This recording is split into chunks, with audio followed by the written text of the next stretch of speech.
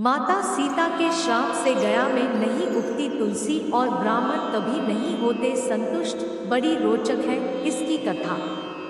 आखिर बिहार के गया में क्या ही नहीं उगता तुलसी का एक भी पौधा? क्यों ब्राह्मण कभी संतुष्ट नहीं होता? फल्गु नदी सिर्फ नाम की नदी है। क्यों कौआ हमेशा लड़ झगड़ कर ही खा पाता है? कौआ, तुलसी, ब्राह्मण व गाय को मां सीता ने क्यों श्राप दिया था, इसके बारे में कुछ लोग ही जानते हैं।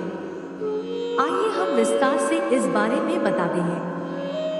वाल्मीकि रामायण के मुताबिक वनवास के दौरान भगवान राम, लक्ष्मण और माता सीता पितृपक्ष में श्राद्ध करने के लिए बिहार के गया धाम पहुंचे। वहां ब्राह्मण ने भगवान श्री राम और लक्ष्मण को श्राद्ध कर्म के लिए आवश्यक सामग्री जुटाने के लिए कहा। इस पर भगवान राम व लक्ष्मण नगर की ओर सामान लाने के लिए निकल पड़े। ब्राह्मण देव ने माता सीता से आग्रह किया कि पिंडदान का समय निकलता जा रहा है। यह सुनकर माता सीता की व्यग्रता भी बढ़ती जा रही थी, क्योंकि श्री राम और लक्ष्मण अभी नहीं लौटे थे।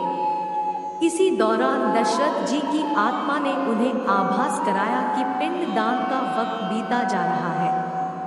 यह जानकर माता सीता असमंजस में पड़ गई। तब माता सीता ने समय के महत्व को समझते हुए यह निर्णय लिया कि वह स्वयं अपने ससुर राजा दशरथ का पिंडदान करेंगी। उन्होंने फल्गु नदी के साथ साथ वटवृक्ष, कौआ, तुलसी, ब्राह्मण व गाय को साक्षी मानकर स्वर्गीय राजा दशरथ का पिंडदान विधि विधान के साथ किया। इस क्रिया के उपरांत जैसे ही उन्होंने हाथ जोड़कर प्रार्थना की तो राजा दशरथ ने माता सीता का पिंडदान स्वीकार कर लिया।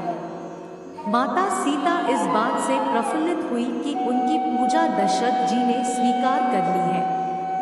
इसके बाद उनके मन में संशय भी हुआ कि प्रभु राम इस बात को नहीं मानेंगे, क्योंकि पिंडदान पुत्र के बिना नहीं हो सकता है। थोड़ी देर बाद भगवान राम और लक्ष्मण सामग्री लेकर आए और पिंडदान के विषय में पूछा। तब माता सीता ने कहा कि समय निकल जाने के कारण उन्होंने स्वयं पिंडदान कर दिया।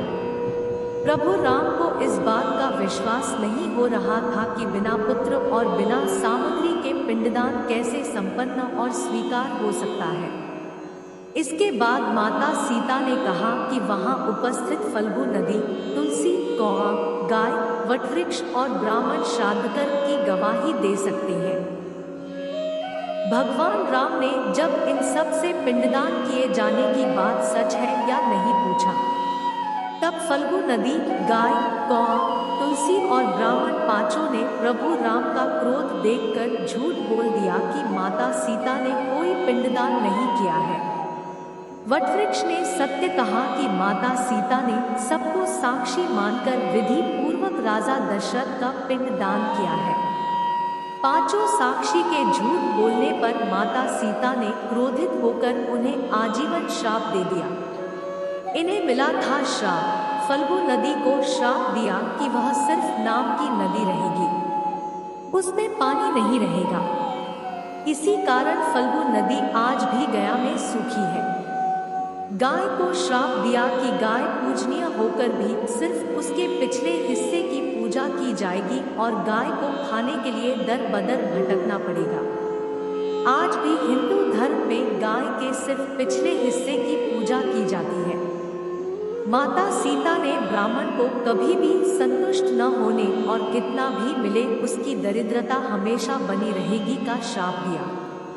इसी कारण ब्राह्मण कभी दान दक्षिणा के बाद भी संतुष्ट नहीं होते हैं। माता सीता ने तुलसी को श्राप दिया कि वह कभी भी गया की मिट्टी में नहीं उगेगी। यह आज तक सत्य है कि गया की मिट्टी में तुलसी नहीं फलती। और कौआ को हमेशा लड़ झगड़ कर खाने का श्राप दिया था। कौआ आज भी खाना अकेले नहीं खाता है। दीर्घायु का दिया था आशीर्वाद। माता सीता ने जहां इन पांचों को श्राप दिया, वही सच बोलने पर वट वृक्ष को आशीर्वाद दिया कि उसे लंबी आयु प्राप्त होगी, वह दूसरों को छाया प्रदान करेगा। पतिव्रता स्त्री उनका स्मरण करके अपने पति के दीर्घायु की कामना करेगी। ऐसी ही ज्ञानवर्धक और मजेदार कहानियाँ सुनने के लिए हमारे चैनल को सब्सक्राइब करें, लाइक एवं शेयर करें। वीडियो देखने के लिए धन्यवाद।